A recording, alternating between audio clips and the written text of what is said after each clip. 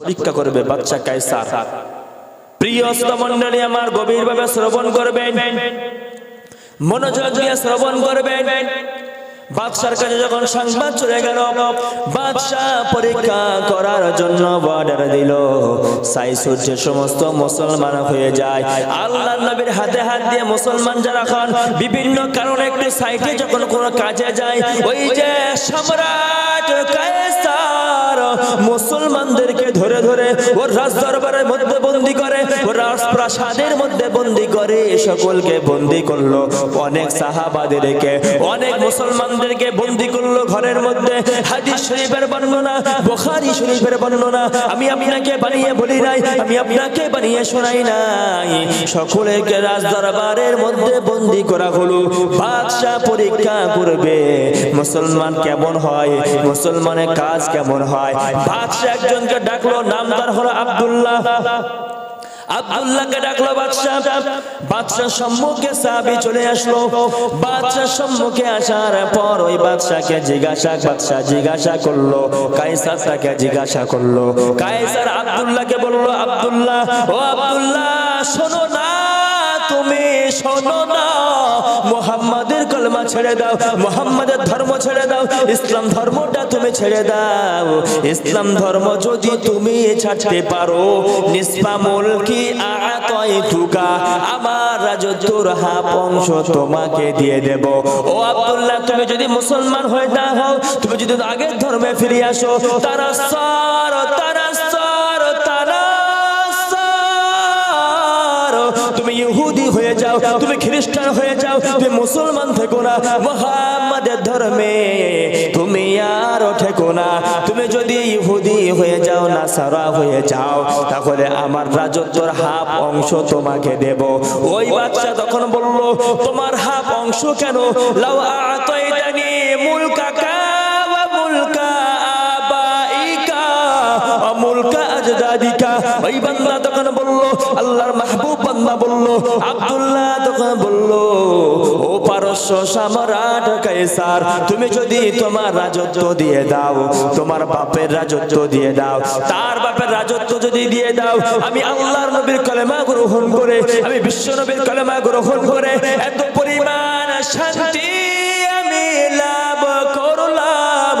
আমি তোমার রাজদরবার আমি চাই না, কিন্তু আমি আমার নবীকে চাই। একবার জোরে বলেন না সুবহানাল্লাহ। বাদশার দরবারে দাঁড়িয়ে, বাদশার সামনে, বাদশার দরবারে, বাদশার প্রাসাদের মধ্যে দাঁড়িয়ে আব্দুল্লাহ বলল, লাউ আতাইতানি মুলকাকা, তুমি যদি তোমার রাজত্ব দাও, মুলকা আবাইকা, তোমার বাপের রাজত্ব দাও, মুলকা আজদাদিকা, তুমি যদি তোমার দাদার রাজত্ব দাও, তাও আমি ইসলাম থেকে সরতে পারবো না। জোরে বলুন সুবহানাল্লাহ। বলল, আপনার রাজত্ব থেকে, আপনার প্রাসাদ থেকে আমার রাসূল আমার কাছে দামি। বলুন জোরে সুবহানাল্লাহ। আরো জোরে বলেন সুবহানাল্লাহ। এই কথা বলার পর বাদশা প্রচন্ড রাগান্বিত। আমার সামনে, আমার প্রাসাদে, আমার এতে, আমার সামনে এত বড় কথা। আচ্ছা, যদি আমাদের আপনাদের এই গ্রামের নোয়াপাড়া, এই এখানকার কোন মানুষ মুখ্যমন্ত্রী, আমাদের প্রধানমন্ত্রী নরেন্দ্র মোদীর সামনে দাঁড়িয়ে এরকম কথা বলতে পারবে? কথা বলে না। বলতে পারবে কি? পারবে না। সেরকম বুকে সাহস নেই। এটা লাগে ইমানি পাওয়ার।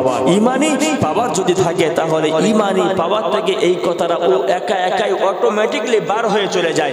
ইমানি পাওয়ার পরে এই কথাটা অটোমেটিকলি বার হয়ে চলে যায়। ইমানি পাওয়ার লাগবে। প্রিয় শ্রোতামণ্ডলী আমার, বাদশা এই সংবাদ শোনার পরে বাদশার সম্মুখে যখন এমন কথা বলা হলো, বাদশা ওকে নিয়ে একটা পার্সোনাল জেলের মধ্যে পুরে দিল। বাদশা জেলের মধ্যে পুরে দিয়ে বাদশা আদেশ করলো, মানাউহু আনিশ শুরবি ওয়াত তুআব। বাদশা আদেশ করে দিল, বাদশা অর্ডার দিয়ে দিল, বাদশা জানিয়ে দিল, ওই মুসলমানকে খেতে দিও না, মুসলমানকে পানি দিও না, মুসলমানকে খেতে দিও না, ওকে পানি পর্যন্ত দিও না। সাহাবীকে নিয়ে জেলের মধ্যে বন্দী করলো। সাহাবীকে পানি খেতে দেওয়া খায় না, খাবার খেতে দেওয়া খায় না। 3 দিনের না খাওয়া সাহাবী জেলের মধ্যে পড়ে রইল, খেতে পায় না পানি, খেতে পায় না কিছু, মরে যাবে এমন একটা উপক্রম হয়ে গেল। পৃথিবীর জমিন থেকে বিদায় নেবেন, আল্লাহর দরবারে সাড়া দিয়ে চলে যাবেন, পৃথিবীর জমিন থেকে বিদায় নিয়ে চলে যাবেন। এই সংবাদ যখন হয়ে গেল সাহাবী মৃত্যুবরণ করবেন, বাদশার দরবারে চলে গেল। ওর সঙ্গে সাথীরা গিয়ে বলল, ও বাদশা, মুসলমানটা মনে হয় মারা যাবে, আপনি ওকে খেতে নিষেধ করেছেন, আপনি ওকে খেতে নিষেধ করেছেন, ওকে খেতে দিতে নিষেধ করেছেন, ওকে খেতে তো আমরা দেই না, মনে হয় এটা খাওয়ার জন্য সে এখন মৃত্যুবরণ করবে, সে এখন মরে যাবে। ও বাদশা, আমরা কি করতে পারি বলেন না? বাদশার কাছে গিয়ে বলো, বাদশা ওই মানুষটা তো এখন মরে যাবে। ও বাদশা, ওই যে মুহাম্মাদের উম্মতরা, মুহাম্মাদের সাহাবীটা মনে হয় এখনই মারা যাবে, ওকে খেতে দেওয়া হয় না, পানি পান করতে দেওয়া হয় না, এক্ষুনি মারা যাবে। বাদশা তখন আদেশ করলো, ওর জন্য নিয়ে যাও লাহমাল খিনজির, শুকরের গোশত, অশ্বর মদ, ওর জন্য মদ নিয়ে যাও, খমর নিয়ে যাও, মদ নিয়ে যাও, এবং শুকরের মাংস ওই বান্দার জন্য নিয়ে যাও। বাদশার অর্ডার অনুযায়ী একটা পাত্রে শুকরের মাংস আর একটা গ্লাসে একটা পাত্রে মদ নিয়ে যাওয়া হলো ওই সাহাবীর কাছে, শুকরের মাংস আর মদ। প্রিয় মণ্ডলী আমার, গভীরভাবে শ্রবণ করবেন, মনোযোগ দিয়ে শুনবেন। মুসলমান আমাকে হওয়া লাগবে কেমন, আমি মুসলমানটা হব কেমন, আমি মুসলমান কেমন আমাকে হওয়া লাগবে। ওই সাহাবীর কাছে চলে গেল মদ নিয়ে এবং শুকরের মাংস নিয়ে, শুকরের মাংস নিয়ে চলে যাওয়া হলো, মদের বাটি নিয়ে চলে যাওয়া হলো। ওই সাহাবীর কাছে গিয়ে বলা হলো, এই মুহাম্মাদের উম্মত, এই লে শুকরের মাংসটা তুই খেয়ে নে, এই রে মদটা তুই পান করে রে, বেঁচে যাবি, খেয়ে নে, না হলে জানে মরে যাবি। ওই আল্লাহর নবী সাহাবী বললেন, ও কাফেরের বাচ্চা, শুনে নে, আমরা হাসতে হাসতে জীবন দিতে পারি, আমরা হাসতে হাসতে মরতে পারি, তাই বলে আমি শুকরের মাংস খাবো না, মদ আমি খাবো না। জোরে জোরে বলেন সুবহানাল্লাহ। না খেতে পায়, খেতে পায় না, মরে যাবে এমন একটা অবস্থাতে ওর কাছে শুকরের মাংস আর মদ নিয়ে যাওয়া হলো। ও বলল, আমি না খাওয়ার জন্য মরে যাব তাও ভালো, কিন্তু আমি মদ খেতে চাই না, শুকরের মাংস খেতে চাই না। যদি আমি বাঁচার জন্য মদ খাই তাহলে মানুষেরা রোটাবে, এটা মুহাম্মাদের উম্মত মদ খেয়েছে, মুহাম্মাদের উম্মত শুকরের গোশত খেয়েছে, আমার খাবার জন্য আমার নবী বদনাম পাক, আমার খাবার জন্য আমার নবী যে বদনামিত হবে, আমার এই খাবার জন্য আমার নবী কথা শুনবে, আমি সাহাবী হয়ে এটা মানতে পারবো না। বলুন জোরে সুবহানাল্লাহ, আরো জোরে বলেন সুবহানাল্লাহ। সাহাবী হয়ে আমি এটা মানতে পারবো না। আপনাদের কাছে আমার দাবি, আপনাদের কাছে আমার দাবি, আপনাদের কাছে আমি এটা বলতে চাই। উনি বলতে চাইলেন এটা যে আমি এমন কোনো কাজ করব না যাতে করে আমার জন্য আমার নবী কথা শুনে, আমার জন্য আমার নবীর কথা শুনতে হয়। আমরা যদি মুসলমান, আমরা যদি নিজের বুকে হাত দিয়ে বলতে পারি, আমরা মুখে হাত দিয়ে চিন্তা করলে অবশ্যই নিজেই বুঝতে পারবো আমার কত কাজে আল্লাহর নবী আমার অপমানিত, কতগুলো কাজে নবী আমার অপমানিত হচ্ছে। আমার চলনে আল্লাহর নবী অপমানিত, আমার বলনে আল্লাহর নবী অপমানিত। মুসলমান ঘরের সন্তান মনের মাথায় দাঁড়িয়ে দাঁড়িয়ে বিড়ি টানচার ফু দিয়ে দেখছে। আচ্ছা বলেন তো, মানুষ জানে ওর নাম সলিমউদ্দিন, ও মুসলমান, এখন চৌমাথায় গিয়ে সবার সামনে বাইক থেকে নেমে সিগারেট টেনে ধোঁয়া উপরের দিক দিচ্ছে, লোক জানে ওর নাম সেলিম, ও মুসলমান, মুসলমান হয়ে বাজারে বাজারে দাঁড়িয়ে সিগারেট টানতেছে। এতে কি আল্লাহর নবী অপমানিত হচ্ছে না সম্মানিত হচ্ছে? জোরে বলেন, অপমানিত হচ্ছে। প্রিয় শ্রোতামণ্ডলী আমার, গভীরভাবে শ্রবণ করবেন। আমি যে গতানুগতিক ভাবে চলতে থাকলাম, স্রোতের সঙ্গে আমি যে ভেসে যেতে লাগলাম, আমি যদি এমন যেতে পারি আমার কপালে কি হতে পারে? আর যারা ওই স্রোতের বিপরীতে চলতে পারবে ওদের কপালে কি হবে? ওই সাহাবীর কাছে মদ দিয়ে যাওয়া হলো, সাহাবী মদ ফিরিয়ে দিল। শুকরের মাংস নিয়ে যাওয়া হলো, শুকরের মাংসটা ফিরিয়ে দিল। হাদিস শরীফের বর্ণনা, বাদশা তখন আদেশ করলো, ওর জন্য ভালো ফল নিয়ে যাও, ওর জন্য ভালো খাদ্য নিয়ে যাও। বাদশার আদেশ অনুযায়ী ওর কাছে ভালো খাদ্য নিয়ে যাওয়া হলো, বাদশার আদেশ অনুযায়ী ভালো খাদ্য তার কাছে নিয়ে যাওয়া হলো, ভালো পানি তার কাছে নিয়ে যাওয়া হলো। ওই সাহাবী পানি পান করলো, ওই সাহাবী খাদ্যটা খেয়ে নিল। খেয়ে নিয়ে সবল হওয়ার পরে বাদশা আবারও আদেশ করলো, ও আমার সঙ্গে সাথীরা, তিনজন মুসলমানকে জেল থেকে বার করে আনো। ওই বাদশার আদেশ অনুযায়ী, বাদশা কায়সারের আদেশ অনুযায়ী তিনজন মুসলমানকে জেলখানা থেকে বার করা হলো। তিনজন মুসলমানকে জেল থেকে বার করা হলো। আল্লাহর নবী সাহাবীকে জেলখানা থেকে বার করে নেওয়ার পরে রাজ দরবারে, রাজপ্রাসাদে বড় একটা কড়াই করে, এক বিশাল একটা কড়াতে করে পানি গরম করতে দেওয়া হলো। তেলগুলো ফোটাতে শুরু করলো, তেল টকবক টকবক করে ফোটাতে শুরু করলো। ও প্রিয় শ্রোতা বিন্দু আমার, বাদশা কায়সার জিজ্ঞাসা করলো, বাদশা কায়সার তখন জিজ্ঞাসা করলো, মুসলমান থেকে সরবি কিনা বল, মুহাম্মাদের কালেমা তুই ছাড়বি কিনা বল।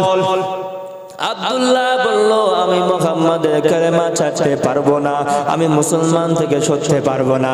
অন্যজন মুসলমানকে জিজ্ঞাসা করলো, বাদশাহ মুসলমান থেকে সরে যা, মুহাম্মাদের কালেমাটা ছেড়ে দে, মুহাম্মাদের কালেমা আর মানিস না। ওই নবী সাহাবা বলল, না আমি মুসলমান থেকে সরতে পারবো না, আমি আল্লাহ নবীর কালেমাটা ছাড়তে পারবো না। এই কথা বলার সঙ্গে সঙ্গে ওই যে নিষ্ঠুর সম্রাট কায়সার আল্লাহ নবী সাহাবীকে ধরে, বিশ্ব নবী সাহাবীকে ধরে, আল্লাহর হাবিবের সাহাবীকে ধরে গরম গরম টকবকে ফুটন্ত তেল, টকবক টকবক করে যে তেল ফোটে, সাহাবীকে ওই তেলের মধ্যে ছেড়ে দিল। আল্লাহ নবী সাহাবীকে তেলের মধ্যে ছেড়ে দিল। অপরাধ হলো একটা, মুসলমান হওয়ার জন্য, আল্লাহ নবীর সংস্পর্শে যাওয়ার জন্য, আল্লাহ নবীর কথা মানার জন্য, বিশ্ব নবীর কথা শোনার জন্য জীবন্ত অবস্থায় ফুটন্ত তেলে ওই সাহাবীকে ছেড়ে দিল। সাহাবী হুজুর আমার টকবক টকবক টকবক করে ফুটতে ফুটতে পৃথিবীর জমিন থেকে বিদায় নিয়ে চলে গেলেন। সাহাবী আমার তেলে ভুনা হয়ে গেলেন ভেজে। দ্বিতীয় জন মুসলমানকে ধরা হলো। দ্বিতীয় জন মুসলমানকে ধরার পর বাদশা জিজ্ঞাসা করলো, ও বাদশা জিজ্ঞাসা করলো, ও মুহাম্মাদের দলের লোক, বল তুই ইসলামটা ছাড়বে কিনা বল। ও বললো, আমি মুহাম্মাদের ধর্ম ছাড়তে পারবো না। বাদশা শাস্তি কারে বলে দেখেন, বাদশা কি করলো, ওই মুসলমানকে ধরলো, সঙ্গে সাথীদেরকে আদেশ করলো, ওকে ওই টকবকে ফুটন্ত হয়ে টকবকে ফুটন্ত তেল ওকে হাত পর্যন্ত ডুবিয়ে দাও। ওই সাহাবীকে ধরা হলো, ধরে এ হাঁটু কোমর পর্যন্ত ওই সাহাবীকে তেলের মধ্যে ডুবিয়ে দেওয়া হলো। তেলের মধ্যে ডুবিয়ে দিয়ে এই সাহাবীকে তুলে আবার উপরে রাখা হলো। এখান থেকে এতটা অংশ ঝলসে চলে গেল। সাহাবী হুজুরের এখান থেকে কোমর থেকে নিচু পর্যন্ত ঝলসে চলে গেল। সাহাবী হুজুর আবার যন্ত্রণা ছটপট হয়ে যায়, যন্ত্রণা সহ্য করতে পারে না, যন্ত্রণা থাকতে পারে না, অস্থির হয়ে যায়। সাহাবী হুজুর আমার আল্লাহর কাছে বিচার দিয়ে বলল, আল্লাহ, ও বাবু তোমার আল্লাহ, অপরাধ হলো একটা, মুসলমান হওয়ার জন্য, ঈমানদার হওয়ার জন্য আল্লাহ আমাদেরকে এমন শাস্তি দেওয়া হয়। রব্বুল আলামিন তোমার কাছে বিচার দিলাম আল্লাহ, তুমি এদের বিচারটা করো। ও প্রিয় শ্রোতা মণ্ডলী আমার, মুসলমান কারা আর আমরা মুসলমান কেমন? তারা ছিল মুসলমান, আমরাও হলাম মুসলমান। অপরাধ হলো একটা, মুসলমান তাই তেলের জল একদম ফুটন্ত গরম টকবকে টকবক করে ফুটছে তেল, ওই তেলের মধ্যে একজন সাহাবী হুজুরকে ছেড়ে দিল, মাছের মতো ফ্রাই হয়ে গেল, সঙ্গে সঙ্গে ভুনা হয়ে গেল। অন্যজন মুসলমানকে ধরা হলো, ধরে জিজ্ঞাসা করা হলো, তুমি কি ছাড়বে মুহাম্মাদের কালেমা? আচ্ছা, তুরুকেল ঈমান, তুমি কি ঈমানটা ছাড়বে? ও বলল, না আমি ছাড়তে পারবো না। বাদশা আদেশ দিল, ওকে হাফ কোমর থেকে নিচে পর্যন্ত তেলের মধ্যে ডুবিয়ে দাও, আর কোমর থেকে উপর পর্যন্ত ওরা ভালো অবস্থায় রেখে দাও। একটা মানুষের যদি এক জায়গায় আগুন একটুখানি পুড়ে যায়, সেই জায়গাটা কেমন জ্বালা করে? জোরে বলে, জ্বালা করে খুব জোরে না? যদি একটুখানি, আম্মা জানেরা জানেন, চুলো রান্না করতে গিয়ে হঠাৎ করে যদি আগুনের একটু আগুনের আওয়াজটা যদি আঙুলে লাগে, সেখানে যন্ত্র ভীষণ জ্বালা করে, চুন লাগায় অনেকে মেডিসিন লাগায় ভালো হওয়ার জন্য। আর একজন জীবন্ত মানুষকে কোমর পর্যন্ত তেলে পুড়িয়ে দিয়ে আর হাফ অবস্থায় পৃথিবীর জমিনে রেখে দিল, ওই সাহাবী কত না কষ্ট পেল। একটা জিনিস, সেটা হলো ইসলাম ধর্ম গ্রহণ করার করার জন্য তার এই অপরাধ, ইসলাম ধর্ম মানার জন্য তার এই অপরাধ। প্রিয় শ্রোতামণ্ডলী আমার, ভালো করে শুনবেন, মনোযোগ দিয়ে শুনবেন, গভীরভাবে শ্রবণ করবেন। ওই একজন সাহাবী, প্রথম সাহাবী আব্দুল্লাহকে, যাকে শুকরের মাংস খেতে দেওয়ার জন্য বলা হলো, আব্দুল্লাহকে যাকে মদ খাওয়ার জন্য বলা হলো, বাদশা তখন আদেশ দিয়ে দিল, ওকে নিয়ে আবার জেলখানায় দিয়ে দাও। ওই সাহাবীকে নিয়ে জেলখানার মধ্যে দিয়ে দেওয়া হলো, সাহাবীকে জেলখানার মধ্যে রাখা হলো। জেলখানার মধ্যে রাখার পর বাদশা আদেশ দিল, বাদশা অর্ডার করে দিল, বাদশা ঢাকঢোল পিকে দিল, সব থেকে আমার এলাকায় সুন্দরী দুজন নারীকে ধরো। বাদশা আদেশ করলো, আমার এলাকার সুন্দর দুজন নারীকে ধরো। সুন্দর দুজন নারীকে ধরা হলো। সুন্দর দুজন নারীকে ধরা হলে বাদশা আদেশ দিল, তুই যে মুসলমানকে জেলখানায় বন্দী করলাম, যে মুসলমানকে জেলখানার মধ্যে স্থান দিলাম, তোমরা যদি ওর সঙ্গে অপকর্ম করতে পারো, আমার রাজদরবারে তোমাদের আমি বাদশা চাকুরি দিয়ে দেব। প্রচন্ড আনন্দিত ওই দুজন মহিলা বাদশার দরবারে চাকরি করবে, বাদশার দরবারে সার্ভিস করবে। প্রচন্ড আশা নিয়ে দুজন সুন্দরী নারী চলে গেল ওই নবী সাহাবীর দরবারে অপরাধ কাজ করার জন্য, গুনার কাজ করার জন্য চলে গেল। ওই সাহাবী দরবারে চলে গেল, সাহাবী হুজুরের কাছে চলে গেল। আল্লাহর নবী প্রিয় সাহাবী আল্লাহ ধ্যানে মগ্ন রয়েছেন, তাসবিহ পড়তে রয়েছেন, আল্লাহর নাম স্মরণ করতে রয়েছেন, নামাজ পড়তে রয়েছেন, আল্লাহর ধ্যানে মগ্ন রয়েছেন। দুজন সুন্দরী নারী ওই সাহাবীর কাছে প্রবেশ করলো। ওই সাহাবীর কাছে দুজন সুন্দরী নারী প্রবেশ করলো। সুন্দরী নারী প্রবেশ করার পরে নিজেদের বস্ত্রগুলো খুলে ফেললো, নিজেদের জামার কাপড়গুলো খুলে ফেললো। দুজন সুন্দরী নারী, টপ র্যাঙ্কের দুজন ওই এলাকার নারী, নিজের কাপড়গুলো বিবস্ত্র করে ফেললো। বিবস্ত্র করে সাহাবীর সম্মুখে চলে গেল। ওই নবী সাহাবীর সম্মুখে চলে গেল, সাহাবীর সম্মুখে চলে গেল। ও প্রিয় শ্রোতা বিন্দু আমার, মুসলমান কেমন হওয়া লাগবে, মুসলমান কেমনে হওয়া লাগবে, আমি কেমন মুসলমান হব, আমাকে কেমন হওয়া দরকার, আমি কেমন এখন আছি, আমাকে কেমন হওয়া দরকার। ওই দুজন সুন্দরী টকবকে যুবতী নারী, যারা নিজের বস্ত্রগুলো উলঙ্গ হয়ে উলঙ্গ দেহতে সাহাবীর সামনে চলে যায়, অন্যায় কাজ করবে, অপরাধ কাজ করবে, অন্যায় কাজ জড়িত করতে পারলে রাজদরবারে চাকরি করবে, রাজদরবারে সার্ভিস করবে, রাজদরবার থেকে মাইনে পাবে। প্রচন্ড আশা নিয়ে যখন সেই বাদশা ওই নবী সাহাবীর সম্মুখে যখন গেল, নবী সাহাবী আমার ওই মহিলার দিকে একটা বার দেখাতো, দূরের কথা, একটা বার ওদের দিকে চোখ, আর একটা বার ওদের সঙ্গে খারাপ কাজ করা দূরের কথা, ওদের সঙ্গে খারাপ কাজ করা দূরের কথা, ওদের সঙ্গে জেনা করা দূরের কথা, ওদের সঙ্গে কথা বলা দূরের কথা, ওদের গায়ে স্পষ্ট করা দূরের কথা। আল্লাহর নবীর সাহাবী আব্দুল্লাহ, আল্লাহর নবীর ওই সাহাবী একটা বারের জন্য ওদের দিকে চোখ তুলে দেখলেন না। জোরে জোরে বলেন সুবহানাল্লাহ, নারে তাকবীর। ওই সাহাবী হুজুর ওদের সঙ্গে অন্যায় কাজ করা, ওদের সঙ্গে মানে গুনাহে লিপ্ত হয়ে যাওয়া, স্পর্শ করা, ওদের সঙ্গে আপনার পাপে লিপ্ত হওয়া দূরের কথা, একটা বারের জন্য ওই একটা বারের জন্য ওই মহিলার দিকে ফিরে ও নিজের চোখখানা তুলে দেখলেন না। জোরে বলুন সুবহানাল্লাহ। প্রিয় শ্রোতামণ্ডলী আমার, বক্তব্য আমি ইতি করবো, দীর্ঘায়ু করবো না, বক্তব্য আমি শেষ করব। বিষয়টা আপনাকে বুঝিয়ে নেই। ওই দুজন মহিলা যারা বড় আশা নিয়ে ওই সাহাবীর কাছে গেল অন্যায় কাজ করবে বলে, বড় আশা নিয়ে গেল ওই সাহাবীর কাছে গেল অন্যায় কাজ করার জন্য। ওই দুজন মহিলা যখন সাহাবী অন্যায় কাজ করলো না, সাহাবী যখন পাপ কাজটা করলো না, ওদের দিকে একটা বার ফিরে তাকালো না। ওই মহিলা চলে গেল রাজ দরবারে, ওই বাদশার দরবারে চলে গেল।